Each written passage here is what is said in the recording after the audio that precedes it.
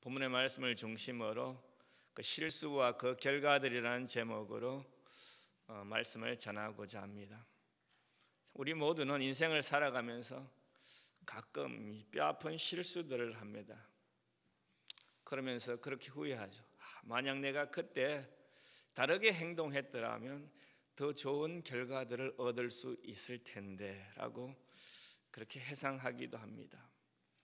이러한 실수들을 우리가 살아가면서 하지 않으면 좋겠지만은 우리 모두는 실수와 또 실패를 하고 후회를 반복하면서 살아갑니다.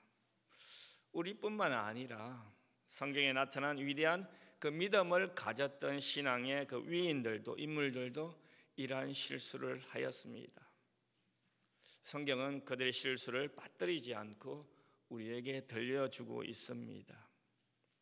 그러나 그들은 자신들의 실수를 하나님과 사람 앞에서 인정하고 그 최악의 상황에서 최선을 다하여 자신들의 실수를 회복하는 모습을 우리들에게 보여주고 있습니다. 성경이 이런 모습을 통하여 우리가 받은 구원이 무엇인지 우리에게 보여주고 있죠. 구원이 단지 구원받은 백성으로 천국 가는 것이 목적이 아니라 우리가 구원받은 이후에 그리스도인이 된 이후에 예수님을 믿은 이후에도 우리는 수많은 좌절과 실패가 있었지만은 우리가 그 가운데서 우리 자신들의 연약함을 깨닫고 주님을 더욱더 의지하면서 우리의 실패를 만회하고 회복해가는 그 긴 과정이 바로 구원이라고 오늘 보여주고 있습니다. 이스라엘 백성들은 이미 아이성 전투에서 실패 이후에 또 다른 실수로 인해서 어려움을 처하게 됩니다.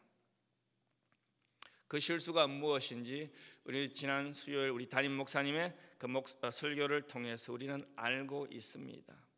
아이성의 실패가 그 외면적으로 나타난 원인이 있다면 그 기본 사람과의 언약을 맺은 실수는 바로 인간의 어떤 내면적인 문제로 나타난 결과들이었습니다. 우리 자신들이 한 실수를 되돌아보면 대부분의 실수들은 우리들이 이것이면 참 나에게 이익이 되겠다, 이렇게 하면 틀림없겠다, 그런 확신에 찰 때 어떤 것을 결정할 때 많이 실수합니다. 이러한 실수들이 우리의 삶을 전화위복으로 이끌어가지만 때로는 우리 인생들을 파멸로 이끌어가고 인생에서 큰 위기를 당하기도 합니다. 여호수아가 하나님께 약속하신 그 가나안이라는 축복의 땅을 성취해가는 과정에서 실수를 어떻게 다루어야 하며 어떻게 극복할 것인가를 오늘 본문을 통해서 우리에게 보여주고 있다고 생각됩니다. 그래서 저는 이 아침에 두 가지만 같이 묵상해 보자 합니다. 첫 번째로 여호수아는 백성들 앞에서 자신의 실수를 깨끗이 인정하였습니다. 우리가 16절을 보면 여호수아와 이스라엘 자손들이 3일 후에 그들의 이웃들에게 속은 것을 알았다, 그렇게 기록되어 있습니다. 이 고대 국가에서 화친을 맺으면 이렇게 서로 상대방 국가를 이렇게 방문하게 되는 그런 어떤 간섭이 있었다고 합니다. 기브온에서 길갈까지는 한 3일 정도의 거리 되는 거리라고 합니다. 그래서 기브온 백성들이 3일 이후에 그들이 알고 참 배신감을 이렇게 가졌습니다. 얼마나 화가 났겠어요. 그래서 그들이 기브온 거민들을 백성들에게 찾아갑니다. 왜 찾아갔는지 성경은 이렇게 정확하게 언급하고 있지 않지만은 아마도 자신들이 기브온 족속으로부터 그 속은 것에 화가 나서 대갚아 주기 위해서 이놈들 그냥 두면 안 되겠다, 정말로 다 쳐서 멸해 버려야 되겠다. 이것이 누구의 모습과 같습니까? 바로 우리 자신들의 모습과 같죠, 그죠? 그래서 이스라엘 백성들은 자기들의 실수와 그 하나님께 범죄한 것을 깨닫지 못하고 기본 주민에 대한 재앙만 심판하고 정죄하려고 하였습니다. 한마디로 자신의 눈에 있는 들보는 보지 못하고 다른 사람의 눈에 있는 티만 보려고 정죄하려고 하였습니다. 사무엘하 12장을 보면 성군이라는 다윗도 똑같은 실수를 범합니다. 다윗이 바세바와 범죄한 후 나단 선지자가 그에게 찾아와서 건면하죠. 그러면서 나단 선지자가 한 가지 비유를 들어서 다윗에게 이야기했습니다. 그 비유인저 한 성에 두 사람이 있었는데 한 사람은 뭐예요? 양과 소가 많았고 한 사람은 정말 암양 새끼 한 마리밖에 없는 그런 가난한 사람이었습니다. 그런데 그 가난한 사람이 이 부자에게 찾아왔을 때 그 부자는 자기가 가진 많은 소와 양을 아끼기 위해서 정말로 그 가난한 사람이 가지고 있던 한 마리 양, 정말 그 사람은 자기 자식처럼 키우던 그 양이었습니다. 그런데 그 사람을 대접하기 위해서 그 사람이 가지고 있던 그 한 마리 양을 잡아서 이렇게 대접하였습니다. 다윗이 이 소리를 듣자 크게 분노하였습니다. 그리고 나단 선지자에게 말하기를 사심을 가리켜 맹세하면서까지 이 일을 행한 사람은 반드시 죽을 자라고 그렇게 정죄하였습니다. 다윗처럼 대부분의 사람들은 잘못이나 실수를 하면 자기 자신을 방어하기에 급급합니다. 그리고 잘못에 대한 책임을 지지 않기 위해서 수단과 방법을 가리지 않고 그 문제를 회피하려고 합니다. 그리고 자신의 잘못이 아님을 증명하려고 하죠. 지금 우리 많이 보고 있잖아요. 한국 그 대통령 후보들의 모습을 보면 정말 수많은 잘못도 있는데 아무것도 자기들이 한 것이 없어요. 이것이 바로 세상 사람들이고 다윗뿐만 아니라 우리 모두도 이러한 실수들을 많이 하면서 살아가는 사람들입니다. 기본 백성들을 찾아간 이스라엘 백성들의 마음이 18절을 보면 이 바꾸어진 것을 알 수 있는데 이스라엘 백성들이 떨쳐 일어나 기본 거민들의 도성으로 찾아가서 그 도성들을 쳐부수지 못하였습니다. 공격하지 못했어요. 왜냐하면 그 이유인저 자기 족장들이 이제 여기 우리 성경에 보면 족장이라고 되어 있는데 사실 원어상으로 보면 자기들의 지휘관이라 그렇게 되어 있습니다. 자기 지휘관들과 여호와 하나님의 이름으로 그들에게 맹세한 것을 알았기 때문에 그러자 백성들은 기본을 어떻게 혼내주는 대신에 쳐부수는 대신에 무엇을 하십니까? 대신에 자신들의 지휘관을 원망하였습니다. 백성들로부터 원망의 소리를 들은 여호수아는 자신과 지휘관들이 그 사람들의 기본 사람들에게 속아서 그 맺어야 할 그 언약을 맺었다는 것을 백성들에게 고백하였습니다.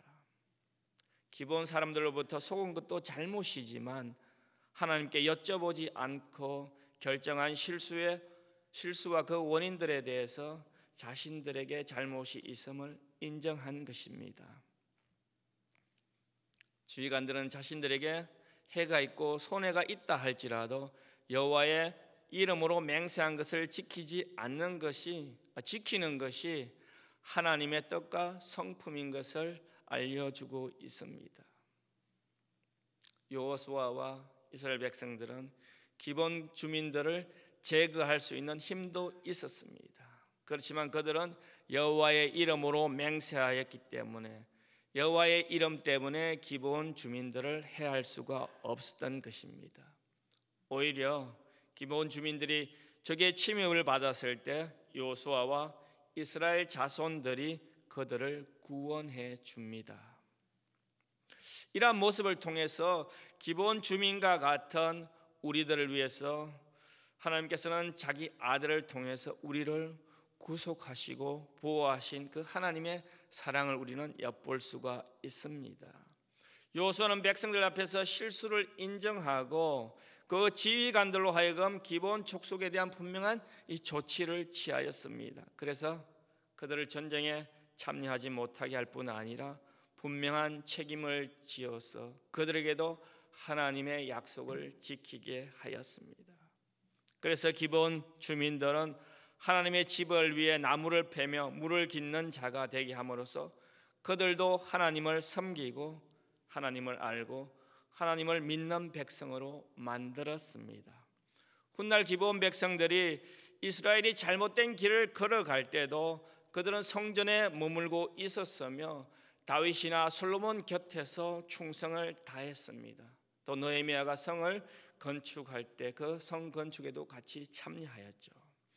이스라엘 지휘관들이 비록 실수하였지만은 여호수아의 올바른 판단과 정직함으로 그 사탄이 이스라엘의 공동체를 이간질하기 위해서 거짓과 분열을 일으키는 영적 공격의 그 실마리를 제공하지 못하게 하였습니다. 다윗도 정직하게 자신의 잘못을 인정하고 회개할 때 다시 쓰임 받았습니다. 성도 여러분, 저와 여러분들도 인생을 살면서 크고 작은 실수를 범할 때가 있습니다. 그때 하나님 앞으로 나와서 정직하게 우리 자신들의 잘못을 인정하고 회개하면 하나님께서 우리에게 용서하시고 다시금 우리에게 힘을 주실 것입니다. 우리가 꼭 기억해야 될 것은 신앙생활하면서 죄를 짓지 않는 것도 참 중요합니다. 실수를 하지 않는 것도 중요합니다. 하지만 더욱 중요한 것은 그때 하나님 앞으로 나와서 겸손히 그분께 무릎 꿇는 것입니다.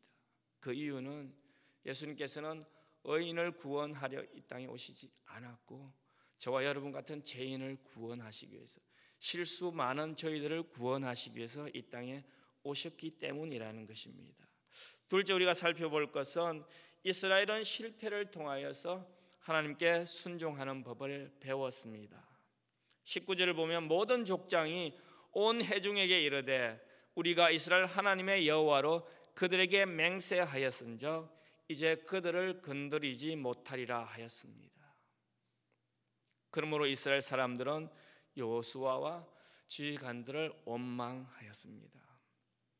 어떻게 우리가 이런 실수를 할 수 있습니까? 따지면서 많은 사람들이 자신들의 지휘관들이 맺은 언약을 파기하도록 요구하였을 것입니다. 바로 이때 여호수아는 비록 속임수에 넘어가서 맹세를 하였지만 우리가 깨뜨려서는 안 된다고 합니다. 왜냐하면 그는 여호와의 이름으로 맹세하면서 언약을 맺었기 때문입니다. 여호와의 이름은 바로 하나님의 명예를 가리키는 것입니다. 우리가 맹세한 것을 지키지 못하면 하나님의 이름이, 하나님의 명예가 실추된다는 뜻입니다. 그러나 여호수아는 믿음의 사람이었기에 하나님의 명예가 걸려 있었기 때문에 손해를 감수하더라도 약속을 지켰습니다. 이것이 이 세상을 살아가는 우리 성도들이 본받아야 될 모습이라고 생각합니다.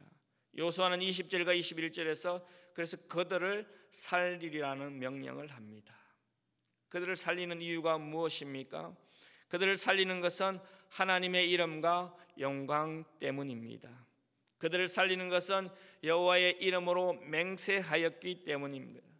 그들을 살리는 이유는 우리가 살면서 실수하든지 그렇지 않든지 하나님께 서약한 것을 지키면서 살아가는 모습을 보여주는 것입니다. 하나님께 서약한다는 것, 맹세한다는 것 아주 중요하고 우리가 조심스럽게 해야 됩니다. 특별히 교회의 직분을 받으면서 우리가 서약하는 것을 너무 쉽게 생각하는데 그렇게 쉽게 생각하면 안 되는 것입니다. 그 이유가 무엇입니까? 민수기 30장을 보면 하나님께서는 말씀으로 서약하고 맹세한 것을 지키지 못하면 거짓 서약과 한 맹세가 된다고 그렇게 우리에게 말씀합니다. 그런데 시편 기자는 우리에게 다음과 같이 경고합니다. 116편 14절 보면 우리의 서원을 여호와께서 갚으신다. 우리가 서원한 것을, 우리의 직분받은 것을 그대로 하지 못하면 분명히 여호와께서 갚으신다고 하십니다. 저는 모르겠어요. 하나님께서 무엇을 어떻게 갚으신지 모르지만 우리가 하나님의 이름으로 맹세한 것은 그분께서 갚으신다고 말씀합니다. 사무엘하 2장을 보면 사울은 기브온 사람을 죽임으로써 여호수아가 하나님의 이름으로 맹세한 것을 깨뜨렸어요.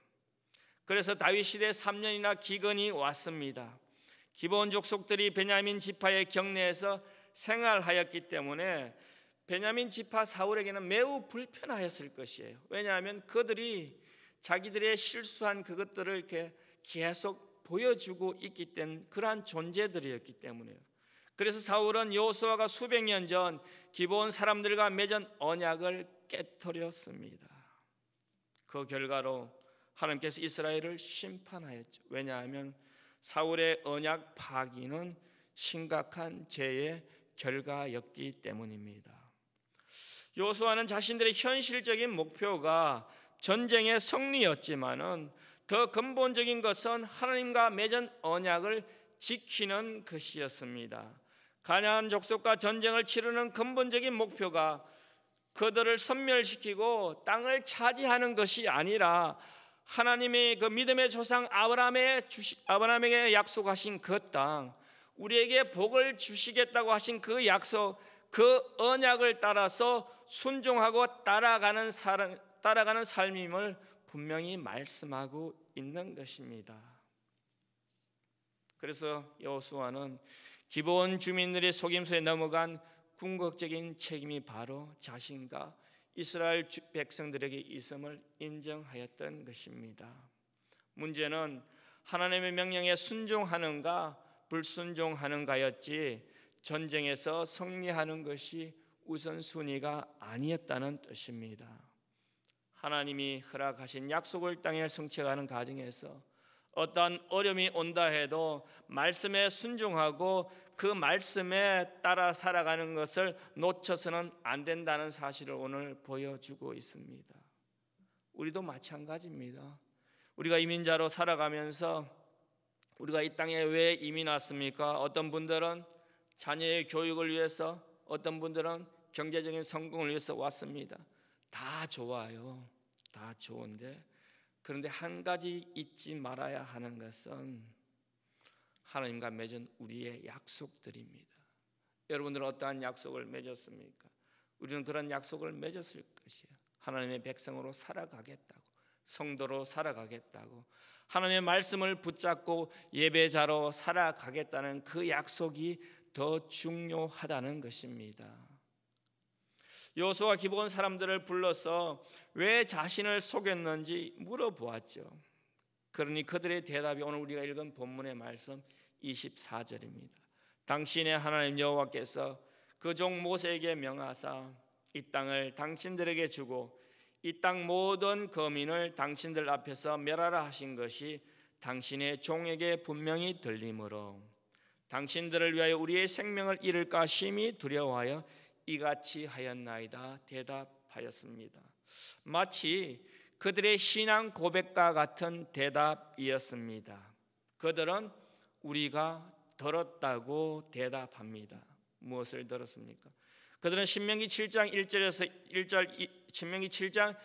1절부터 2절에 나오는 그 하나님께서 모세에게 명령하신 가나안 7족속을 멸하라는 그러한 하나님의 명령을 분명히 알고 있었습니다.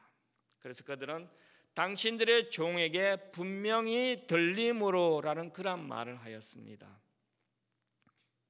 언제 어디서 어떻게 이들이 하나님이 말씀하신 것을 들었는지 알 수는 없지만 분명한 것은 기브온 족속들이 하나님께서 모세에게 말씀하신 것을 알고 있었다는 사실입니다. 말씀을 듣는 것도 중요하지만 더 중요한 것은 그 말씀에 대한 두려움이 있어야 됩니다. 그 말씀에 대한 경외심이 있어야 됩니다.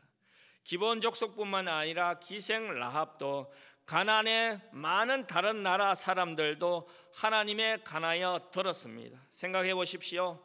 40년 전부터 애굽 왕 바로의 코를 납작하게 하고 홍해를 가르고 하늘에서 내려오는 신령한 양식을 먹으면서 물이 없을 때 반석을 쳐서 물을 내어서 먹고 아말렉을 부수고 미디안을 부수고 바산 왕을 물리치고 그 아모리 왕 시온을 쳐서 그 질풍노도처럼 그 가나안을 향해서 질주하는 한 무리의 족속, 그 족속의 신인 여호와 하나님에서 그들은 들었습니다. 많은 사람들이 소문으로나마 이스라엘과 하나님이 하신 일을 듣고 있었습니다. 그러면서 그들이 어떤 생각을 했겠습니까?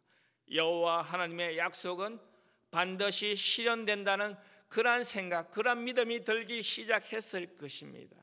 그들의 마음 속에는 이 역사가 하나님의 뜻대로, 하나님의 계획대로 움직인다는 그러한 생각들을 하였을 것입니다. 그런 생각을 하면서 우리들에게는 두 가지 선택밖에 없구나. 바로 그 하나님의 말씀을 따르든지 아니면 불순종하든지 나에게는 두 가지 선택밖에 없다는 그러한 생각을 하였을 것입니다. 기본 족속들은 자신들의 생명에 이를까 심히 두려워하여 거짓말을 하였습니다. 여러분, 두려워한다는 것은 비겁하거나 연약하다는 것을 의미하지 않습니다. 비록 자신의 목숨에 대한 두려움 때문에 여호와 하나님을 인정하였지만은 그 두려움이 그들을 누구 앞으로 인도하였습니까? 하나님 앞으로 인도하였습니다.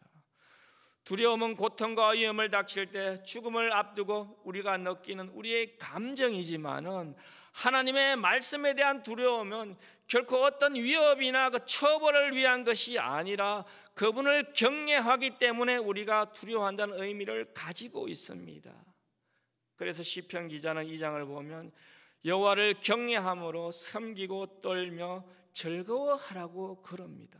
여러분, 두려워하는데 어떻게 즐거워하는 것입니까? 하나님의 말씀을 두려워하는 것은 인간적인 생각이 아니라 성령께서 우리의 마음에 역사하고 있다는 증거인 것입니다. 그래서 오순절날 성령이 오셨을 때 많은 사람들이 두려워하였지만 그들은 결코 두려워하지 않고 염려하지 않았습니다. 이러한 두려움이 기본 족속뿐만 아니라 기생 라합에게도 있었죠. 2장 9절을 보면 기생 라합이 하나님의 역사를 두려워하였다 그렇게 말합니다. 기생 라합 여인의 한 사람이 그 두려움으로 말미암아 온 가족이 구원을 받았습니다. 그런데 오늘 기본 주민들의 그 한 집단이 두려워함으로 어떻게 되었습니까? 구원을 받아서 하나님의 자녀가 되었습니다. 이것이 무엇을 예표하고 있습니까? 장차 이방인들도 개인이든 나라든 집단이든 상관이 없습니다. 누구든지 하나님을 믿는 사람은 그분의 자녀가 되어 구원받을 수 있다는 그런 것들을 예표하고 있었습니다. 성도 여러분, 저들은 이들이 비겁한 자였기 때문에 하나님을 두려워한 것이 아니라 하나님의 역사하심으로 그렇게 된 것이라고 생각합니다. 저희 아버님께서 돌아가시기 전에 제가 마지막으로 임종 전에 제가 갔는데 한 5년 전에 저에게 임종을 앞두고 저에게 딱 한마디가 있습니다. 이제 미국으로 돌아오려는데 저희 아버님께서 제 이름을 부르면서 마지막으로 하나님을 두려워해라. 평생 목회하면서 임종을 앞둔 노 목회자가 저에게 하는 말이었습니다. 하나님을 두려워해라. 저는 그 한마디를 잊을 수가 없습니다. 그래서 제 평생에 이 목회의 좌우명으로 생각하고 가끔 아버지가 남긴 그 육성 한마디 하나님을 두려워하라는 말입니다. 성도 여러분, 여러분들도 하나님을 두려워하시기 바랍니다. 하나님을 두려워하기 때문에 이웃을 사랑하기 바랍니다. 하나님을 두려워하기 때문에 말씀을 가볍게 여기지 않기 바랍니다.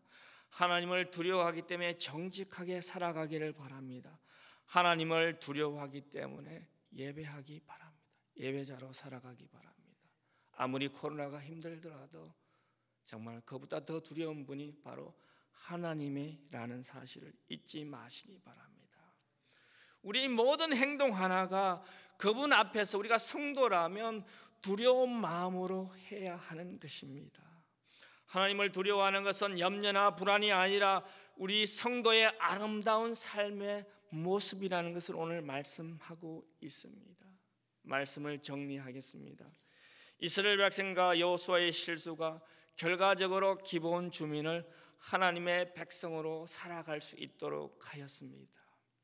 이같이 성경에는 우리의 실수를 죄로 이어지지 않도록 권면하는 많은 말씀들이 있습니다. 하나님은 우리들이 겪는 실패와 문제들을 통해서 하나님의 자비와 사랑과 인내 같은 그러한 하나님의 성품을 우리가 경험하기를 원하고 계십니다. 그리고 그 실패를 통해서 하나님 앞에 겸손히 나와 무릎 꿇고 예배하기를 바랍니다.